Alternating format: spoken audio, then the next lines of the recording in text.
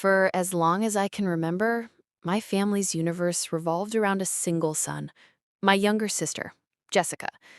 I was the moon, the practical, reliable daughter who existed to reflect her light and ensure her orbit was always stable and clear of obstacles. My parents weren't bad people, or at least that's what I told myself. They just operated under a fundamental, unshakable law. Jessica's comfort came first. Mine came if there was time and resources left over. It showed up in small, constant ways, like a steady drip that wears away the hardest stone. On birthdays, Jessica got the trip, I got the sweater. If she got a bad grade, it was because the teacher had it out for her. If I did, it was from a lack of effort. I learned not to expect much, to become self-sufficient out of necessity. By 16, I was already working part-time at a local diner, while Jessica used her allowance for horseback riding lessons. "You're the older one, the more responsible one," my mom would say, as if it were a compliment and not a life sentence. That sense of responsibility led me to be meticulous with my finances, especially after the diagnosis. It wasn't anything terminal, but it was a chronic condition that, according to my doctors, would require corrective surgery before I turned 30 to avoid serious complications down the road. The surgery wasn't cheap, and my health insurance covered only a fraction of it. So I started saving. Every extra dollar, every overtime hour worked, every luxury I denied myself went into a specific savings account I nicknamed my emergency surgery fund. My parents knew about it. In fact, my mother was a co-signer on the account, a formality the bank manager had insisted on since I was so young when I opened it. "It's just in case anything happens to you," she'd said, with a reassuring smile. For 10 years, I nurtured that account like a secret garden. It was more than money. It was my peace of mind, the guarantee that when the time came, I could take care of myself, just like I always had. That growing balance was the symbol of my independence, proof that I didn't need my family's sun to survive. I had my own light, kept safely, waiting for the right moment. And last week, that moment came. The call from Dr. Evans' office was direct. My latest tests showed a faster progression than expected. "We can't put this off any longer, Clara," he said, his voice gentle but firm. "We need to schedule the surgery for next month." The initial panic was immediately soothed by a wave of relief. I was ready. My fund was there for me. It was time to harvest the fruits of my discipline. Little did I know, my secret garden had been plundered, and the blight had come from inside my own home. With the surgery date on the calendar, a weight seemed to lift from my shoulders. I felt proactive, in control. The first step was to pay the initial deposit to the hospital, a standard procedure to secure the operating room and the team. I sat down at my laptop, a steaming cup of tea beside me, and logged into my banking app. I navigated to my savings account, my financial oasis. I clicked, expecting to see that comforting number I knew by heart. But the number that appeared on the screen made my heart stop. Zero. A round, absolute zero, followed by a few cents. I blinked, thinking it was a system glitch. I refreshed the page. Zero. I refreshed again, panic starting to rise in my throat like bitter bile. Zero.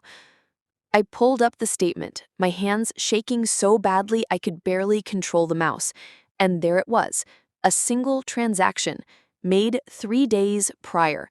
A wire transfer for the entire balance, emptying a decade of sacrifice in the blink of an eye. The transfer had been authorized by the second account holder, my mother.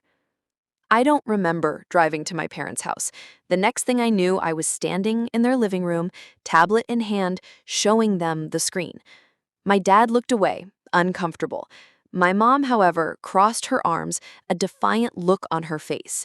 "Oh, that," she said, with terrifying casualness. "We needed the money, honey." Needed it? My voice came out as a hoarse whisper. My surgery fund? You needed it for what? It was then my dad spoke, without looking at me. Jessica was just so unhappy, Clara. Her 25th birthday was coming up. It's a big milestone. I looked from one to the other, denial warring with the horrible truth that was beginning to form in my mind. What does Jessica's birthday have to do with my emergency fund? I asked, my voice gaining strength. My mother sighed, as if I were a foolish child asking a silly question. We got her a gift, something to cheer her up. She deserves to be happy. At that moment, I heard a noise in the driveway, a new, high-pitched, arrogant-sounding horn. Jessica came bouncing through the door, grinning from ear to ear, dangling a key fob with a luxury brand logo. "You guys are not going to believe my new car," she sang. And then she saw me, and her smile faltered for a second. Behind her, through the open door, I could see it. A pearly white, convertible SUV with a giant red bow on the hood. The price of that car was, to the very last cent, the exact value of my future, of my health. "You bought a car?" I said, the phrase hanging in the air, heavy and unreal. My mom straightened her shoulders. She deserved it. "And you're young and healthy, Clara. You can make more money. Surgery can wait. Your sister's happiness can't." In that moment, the floor didn't just disappear from under me, it became an abyss. The betrayal was so profound, so complete, it left me breathless. It wasn't just about the money, it was about the message they were sending. My health was worthless compared to Jessica's whim. The following days were a blur of desperation and humiliation. I tried talking to the bank, but they were adamant. As a co-signer, my mother had every legal right to move the money. Legally, my hands were tied. I tried talking to my parents again, pleading, trying to make them understand the gravity of the situation. Their response was a wall of indifference. "You're being dramatic, Clara," my dad said. "Just postpone it for a year or two." They didn't understand that postponing meant living in pain with the risk of permanent complications. To them, my health was an inconvenience that was ruining the joy of Jessica's new car. I looked into getting a loan, but years ago I had naively co-signed a student loan for Jessica, which she predictably defaulted on, destroying my credit score. Every door I tried to open slammed shut in my face, and every closed door had my family's fingerprints all over it. The call from the hospital came on a rainy Tuesday. It was the administrator from the billing department, a woman named Mrs. Davis, whose voice was a mix of efficiency and tired compassion. She needed to confirm the deposit payment to hold my spot. In a choked voice, I told her what had happened. I expected a sigh of impatience, a "sorry, but there was a pause. "I see," she said, calmly. "That is complicated. But let's look at the options. The hospital does offer payment plans, but for a sum this large, we would require a financial guarantor, someone with a proven income." As she spoke, I was mindlessly scrolling through social media, a way to numb my brain. And that's when I saw it. A post from Jessica. It was her, leaning against the hood of her white SUV, smiling. My parents were on either side of her, beaming. The caption read, "Best family in the world. So grateful for parents who know that happiness is the best investment." The anger I felt was unlike anything I had ever experienced. It wasn't hot and explosive, but cold, sharp, and incredibly clear. Investment. They dared to use that word. Her happiness was an investment, and my health a frivolous expense.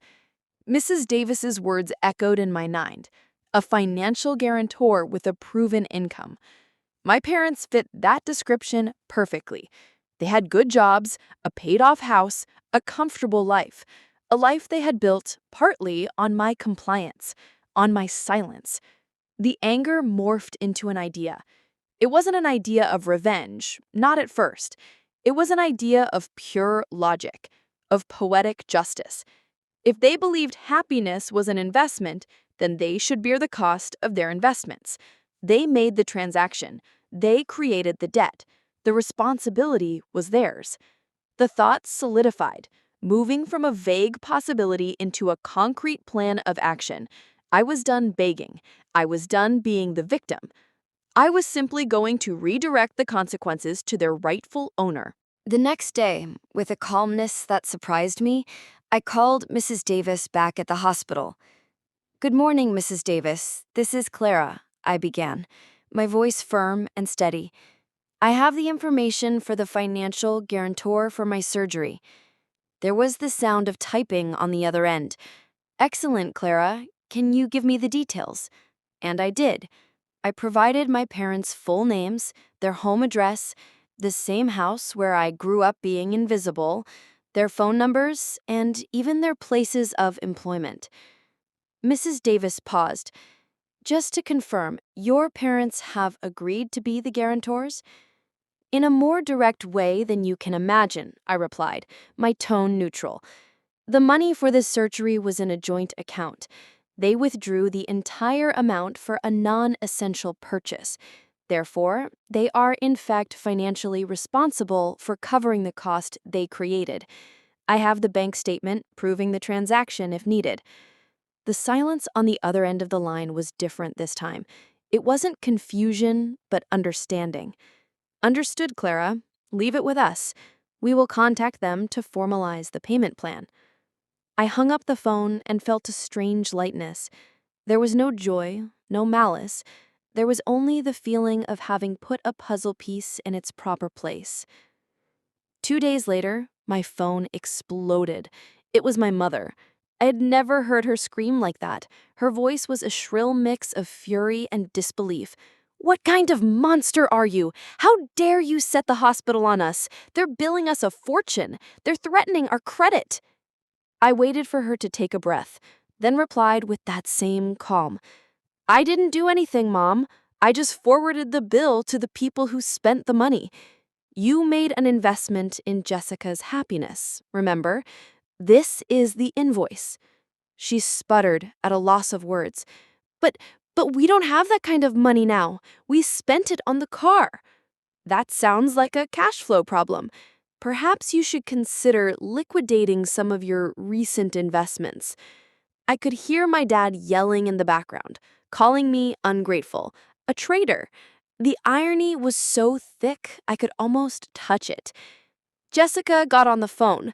"You're gonna make them sell my car? I hate you!" she shrieked before bursting into tears. For the first time in my life, her tears didn't cause me a single pang of guilt. I just said, "I needed a surgery, Jessica. You needed a car." The family apparently decided which was the priority. Now we all have to live with that decision. And then, for the first time in my life, I hung up on them. The silence that followed wasn't empty. It was the sound of my freedom beginning. The storm that followed was epic, but I watched it from a safe distance, like someone watching a hurricane on the evening news. My parents tried everything. They tried to guilt trip me, calling aunts and cousins, telling a twisted version of the story where I was the cruel, demanding daughter. But the truth had a power of its own. When my Aunt Martha, my mom's sister, called me to get my side, I simply texted her a screenshot of the bank statement showing the withdrawal and the link to Jessica's Instagram post with the new car. Her silence on the phone said everything. Slowly, the tide of family opinion began to turn. The story was simply indefensible. Faced with a massive medical bill and the disapproval of their peers, my parents did the unthinkable. They put Jessica's pearly white SUV up for sale. They discovered, to their horror, that a luxury car depreciates the moment it drives off the lot. They sold it at a significant loss. But it wasn't enough. They had to refinance their house, the very house that had always been the symbol of their status and stability, to cover the rest. Meanwhile, Mrs. Davis at the hospital was my unexpected ally. With my parents' financial guarantee firmly in place, my surgery went ahead as scheduled. It was a complete success. I woke up from the anesthesia feeling pain, yes, but also a mental clarity I hadn't had in years. The recovery process was long and difficult, but I faced it on my own, and that made all the difference. I found strength in my own resilience, not in the approval or support of others. I didn't visit them, I didn't answer their rare, resentful phone calls. Instead, I focused on myself, on physical therapy, on finding a new apartment in a different part of town, and on building a life where I was the sun, the moon, and the entire solar system. The revenge in the end wasn't the act of sending them the bill. The real revenge was what came after. It was the peaceful indifference I felt hearing about the constant fighting between Jessica and my parents, blaming each other for the loss of the car and the new debt. It was the quiet tranquility of drinking my morning coffee in my own apartment, free from the shadow of their favoritism. It was realizing that the money they took from me was, in fact, the price of my freedom. They stole my emergency fund, but they inadvertently gave me something infinitely more valuable: the final proof that I didn't need them for anything. Today, I'm healthy, I'm at peace, and I'm free. And that's a happiness no amount of money, and certainly no luxury car, can ever buy.